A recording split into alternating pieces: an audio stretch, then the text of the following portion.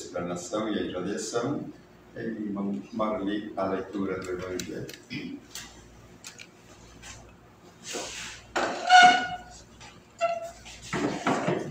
Boa noite, irmãos. Do Evangelho segundo o Espiritismo, bem-aventurados os pobres de espírito. Missão do homem inteligente na terra. Não sejas arrogante do que sabes, pois esse saber tem limites bem circunscritos no mundo que habitas. Mesmo supondo que és uma sumidade de inteligência deste globo, não tens nenhum direito de envaidecer-te com isso.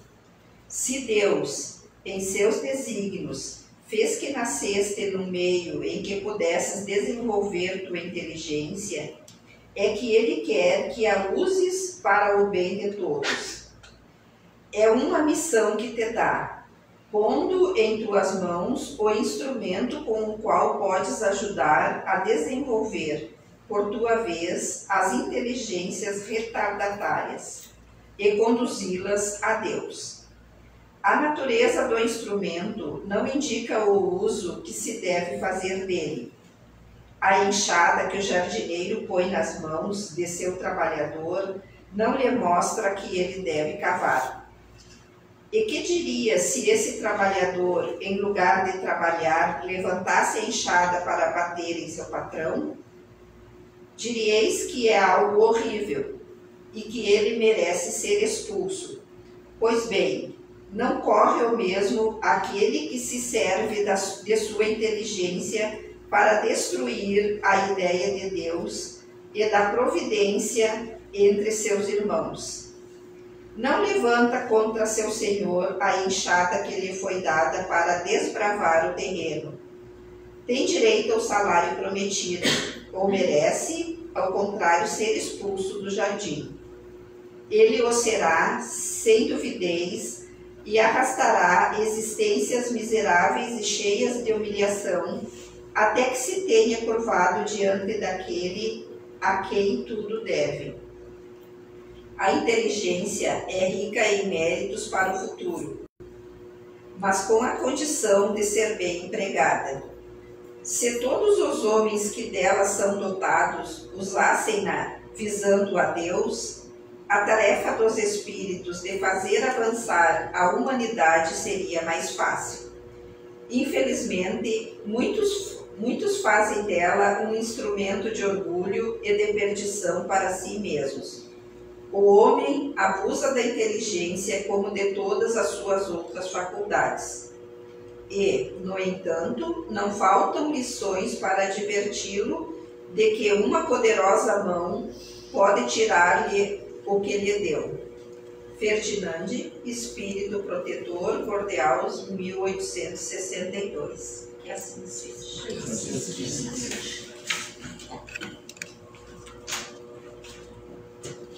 Bom, irmãos, para conhecimento hoje seria a data de nascimento, a data de nascimento de Chico Xavier, tá?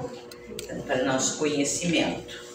E a gente vai falar justamente sobre o papel do homem inteligente na Terra, tá? Porque todos nós temos a inteligência e a razão, o conhecimento e o sentimento, a vontade e a liberdade. Isto são atributos do espírito imortal. O espírito é a parte inteligente do universo. Então a inteligência ela é variável, individual e suscetível de progredir, até porque atos inteligentes decorrem de aprendizagem.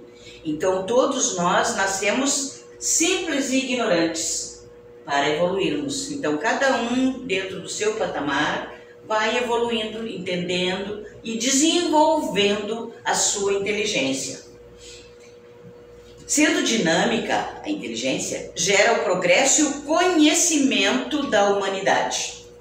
Ela dá ao ser humano a consciência de sua individualidade e da existência de Deus, explicando o que difere dos animais e dos outros seres da criação.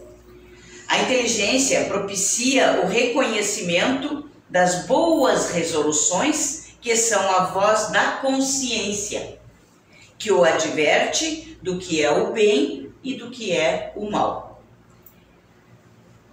O espírito nasce e renasce em diversos círculos para conquistar e reconquistar afetos, alargando os horizontes da fraternidade entre todas as criaturas. E isso aqui a gente vê no Evangelho, não é? 26.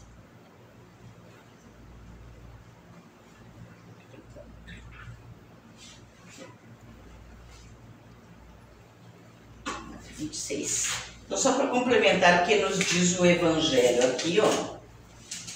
Os espíritos não poderiam encarnar-se senão uma única vez no mesmo globo e cumprir suas diferentes existências em esferas diferentes? Uma questão, né? Essa opinião só seria admissível se todos os seres humanos na Terra estivessem exatamente no mesmo nível intelectual e moral.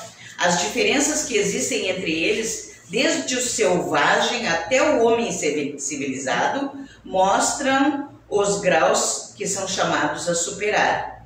A encarnação, além disso, deve ter um fim útil.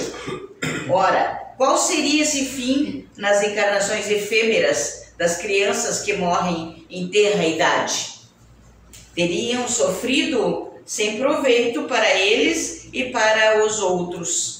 Deus, cujas leis são todas soberanamente sábias, não faz nada inutilmente. Para a reencarnação no mesmo globo, quis que os mesmos espíritos, entrando novamente em contato, tivessem oportunidade de reparar seus erros recíprocos, levando-se em conta suas relações anteriores. Quis, por outro lado, fundar os laços de família sobre uma base espiritual e apoiar numa lei da natureza os princípios da solidariedade, fraternidade e igualdade. Então vejam, o objetivo da reencarnação é justamente isso: atar os laços, né, reatar os laços de família. Então, o ser deve evoluir em 3 aspectos fundamentais.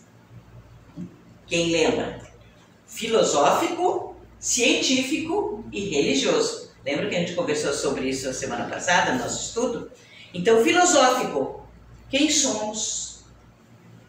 Científico, por que, para que viemos? E religioso, para onde iremos? Então, são esses os questionamentos filosóficos que nós temos que ter para podermos evoluir completamente. Mesmo que para isso tenha que nascer e renascer tantas vezes quantas forem necessárias. O espírito parte em cada existência do ponto em que chegou na existência anterior. Então, tem um trabalho feito já, né, da inteligência, da moralidade, desencarna. Aí vai para o mundo espiritual. Quando volta e aí assume, né, a sua personalidade, ele continua a partir desta evolução. Então, a partir do nascimento, as ideias retornam gradualmente à medida que se desenvolvem os órgãos e a inteligência. De onde se pode dizer que durante os primeiros anos o espírito ainda é verdadeiramente criança. Então, por isso que quando as crianças às vezes até têm umas lembranças, né, de vidas passadas, mas porque eles ainda estão muito ligados à espiritualidade. Mas qualquer coisa que se faça jamais poderá sufocar o germe vivaz que Deus depositou no coração das pessoas no momento da sua criação.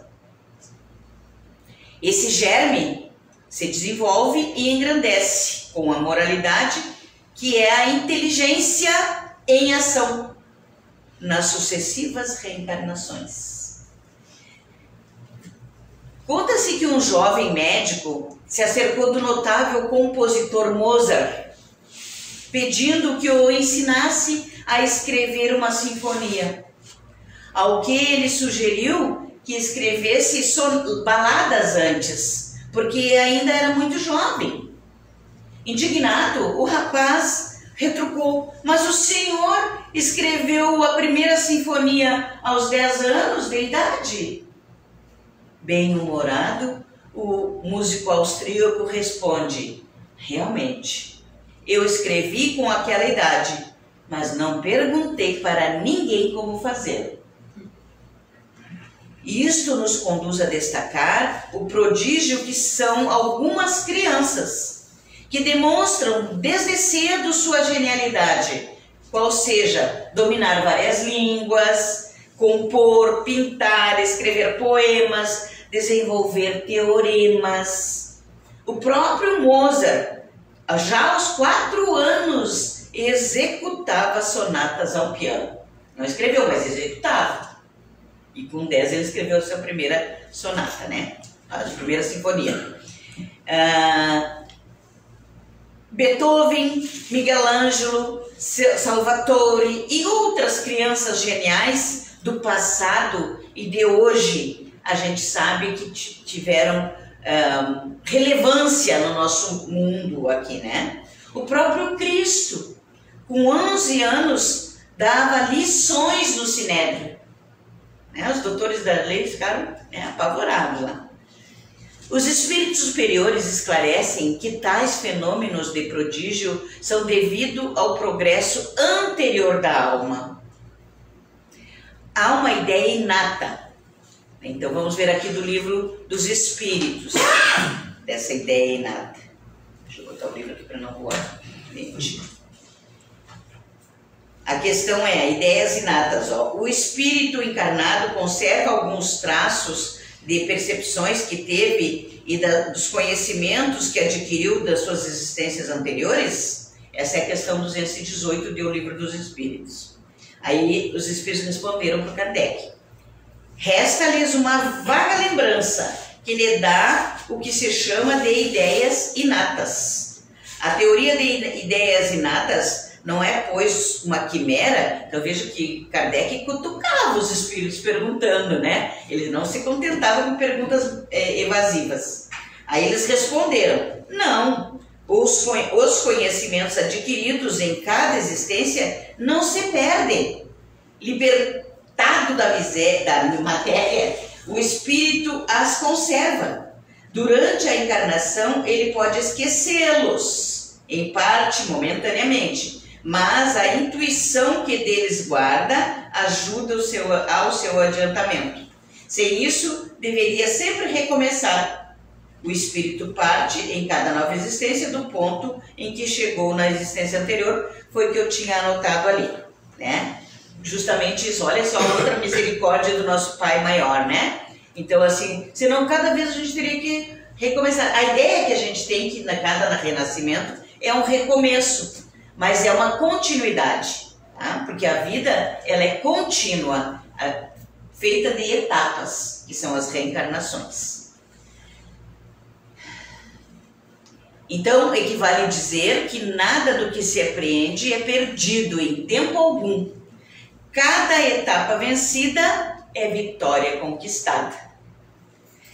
Plenamente concorde com a lei do progresso. Tais fatos nos remetem à reflexão em torno dos talentos de que somos portadores. Todos nós temos os nossos talentos.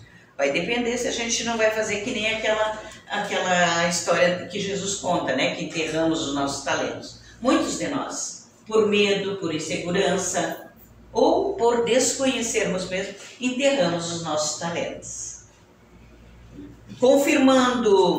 Convidando-nos a prestar atenção para o que possamos ter trazido de vidas pretéritas, tanto para o bem como para o mal, se somos mais ou menos bons e inteligentes.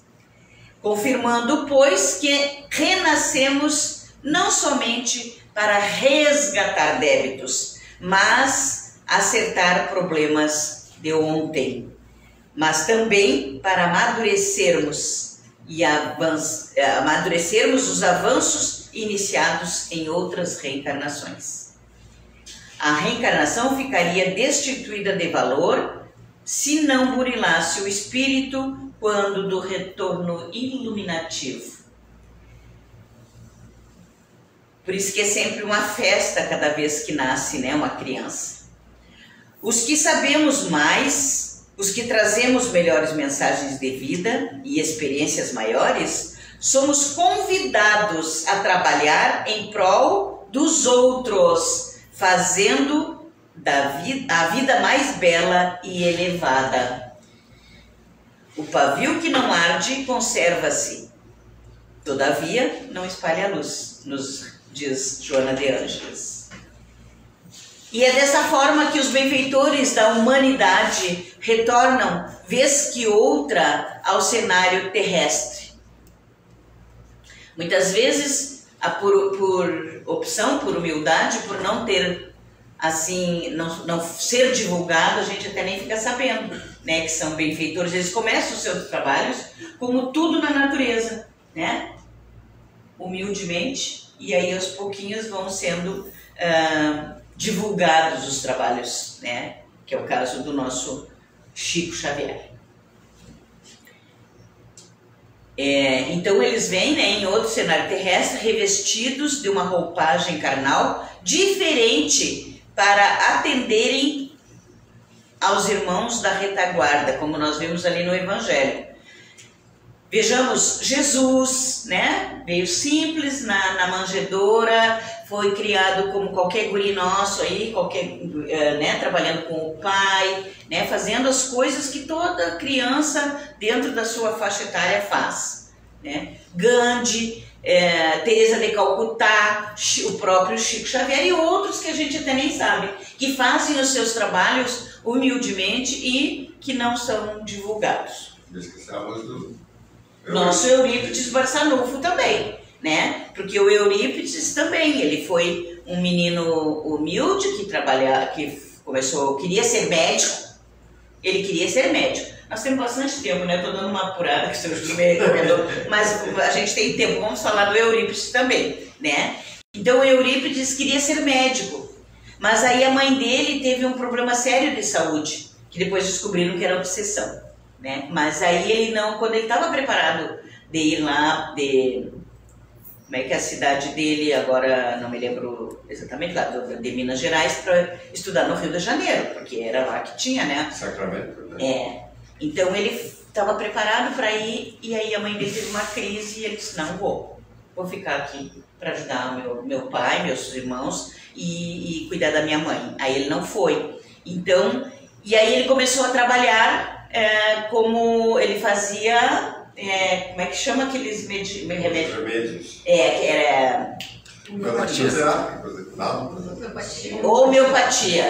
Homeopatia, obrigada. Então ele começou a trabalhar com homeopatias, que eram das plantas, e aí começou a ter intuições, e a mediunidade começou a se acentuar também, e aí ele começou a trabalhar num centro espírita e tudo. E hoje em dia tem uma escola fundada lá com o nome deles, é Allan Kardec, mas foi através dos ensinamentos da doutrina espírita também. Então ele foi um grande missionário, viveu muito pouco, 30 e poucos anos só, né? E aí, inclusive, ele faleceu com a peste negra, né? Gripe espanhola. Gripe espanhola, porque daí todo mundo deu uma pandemia, né? Uma das primeiras pandemias, daí ele foi trabalhar, ajudar as pessoas, ele foi incansável. E aí ele dava os remédios para os doentes, que pegavam na gripe, né? Ele fazia os remédios. E aí então ele foi... Nada. Como é que é, seu Júlio? Ele não cobrava nada. Sim, não cobrava nada, né? E assim, ó, então a gente sempre tem esses seres que vêm e são missionários que trabalham, né? Que a gente sabe diferenciar quem é um missionário mesmo e quem não é, né? Principalmente nesse sentido, que trabalha sem cobrar nada, que se dedica, né, inclusive em detrimento da sua própria saúde. Esses são os verdadeiros missionários. Então eles vêm para se dedicar ao bem e ao progresso do próximo, exercitando assim outras habilidades e sensibilidades, usando seus talentos de diferente forma. Quem tenha, por exemplo, se esmerado na ciência dos números, pode retornar em outro campo, totalmente diverso. Então vamos lembrar os 3 aspectos que eu falei, né? Ciência, filosofia e religião. Esses são os aspectos evolutivos da criatura. Então, assim, às vezes a pessoa pendeu mais para a ciência, depois no outro vai pender mais para filosofia e depois, com certeza, para a religião, e aí completa, né, a evolução nesses 3 aspectos, para ter realmente a reencarnação ser completa, da evolução, não é? Sem jamais, então, perder em momento algum o que apreendeu, exercitando ou lecionando, né? Porque aquelas pessoas que apreendem os que exercitam, que colocam na prática e que transmitem para os outros também. Isso também explica a facilidade de algumas pessoas para determinadas áreas do saber, que é na nossa realidade que a gente chama os gênios, não é? Parafraseando Lavoisier, nada se perde, tudo se transforma na natureza. E diríamos, sendo para o bem, sempre se aproveita mais essa transformação. E Kardec nos deixa uma diretriz, né? Nascer, morrer, renascer ainda e progredir sempre. Tal é a lei. Então a lei de Deus é o progresso das suas criaturas. Sempre é a lei do progresso. Quando a gente tem dúvidas com relação de que se são corretas as nossas atitudes, a gente sempre tem que questionar. Jesus faria o mesmo? Como Jesus agiria? Porque Jesus é o nosso exemplo. Ele é o único exemplo que nós temos para seguir.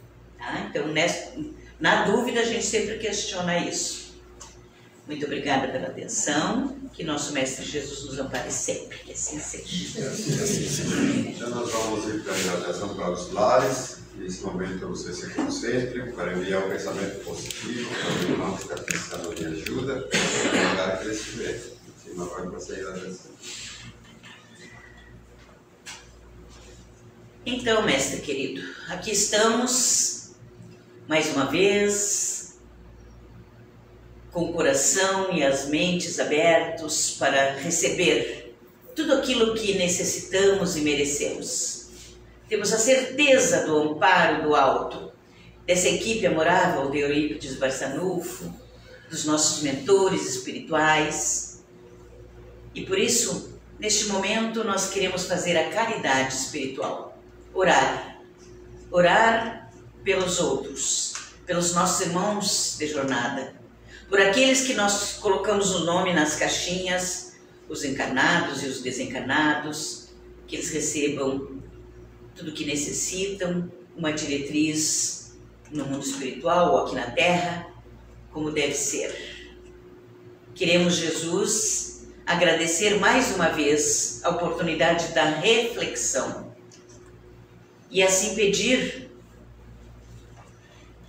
que Tu não dispenses o amparo desses mentores e interceda junto a Deus por nós, para que nossos lares, neste momento, sejam magnetizados por esses fluidos de harmonia, de paz e de equilíbrio, que cada aposento da nossa casa seja magnetizado por esses fluidos. Que todos nós que lá moramos possamos receber o beneplácito da espiritualidade maior, pela nossa fé, pela nossa perseverança. Obrigada, Senhor.